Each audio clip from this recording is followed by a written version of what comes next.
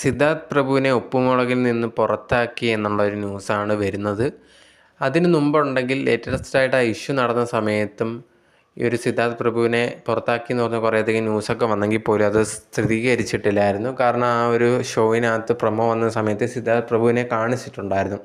അങ്ങനെ ഇരിക്കുന്ന സമയത്ത് ആ ഒരു തെറ്റൊക്കെ തിരുത്തി ആൾക്കാർ എടുക്കാൻ ശ്രമിക്കുന്നു എന്നുള്ള രീതിയിൽ കുറേ ന്യൂസൊക്കെ വന്നിട്ടുണ്ടായിരുന്നു. ആ സമയത്തും പുറത്താക്കാത്തതിനെതിരെയും കുറേയധികം പേര് പറഞ്ഞിട്ടുണ്ടായിരുന്നു. അങ്ങനെ ഇരിക്കുന്ന സമയമാണ് ലേറ്റസ്റ്റായിട്ട് ഈ ഒരു സിദ്ധാർത്ഥ് പ്രഭു കാറ് കൊണ്ട് ഇടിച്ച ആ ഒരു വ്യക്തി മരണപ്പെടുന്നത്.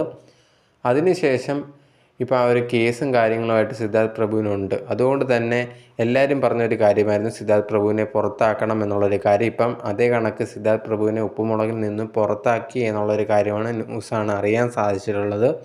എന്തായാലും കുറേയധികം പേര് സിദ്ധാർത്ഥിനെയൊക്കെ സപ്പോർട്ട് ചെയ്ത് വന്നിട്ടുണ്ടായിരുന്നു. ജിഷിനെ പോലുള്ളവരൊക്കെ ഇതൊക്കെ മദ്യപിച്ച് വണ്ടി ഓടിക്കുന്നതെന്നും അത്ര തെറ്റൊന്നും അല്ലല്ലോ എന്ന് പറഞ്ഞിട്ട് കുറേയധികം പേര് സപ്പോർട്ട് ചെയ്ത് വരെ വന്നിട്ടുണ്ടായിരുന്നു.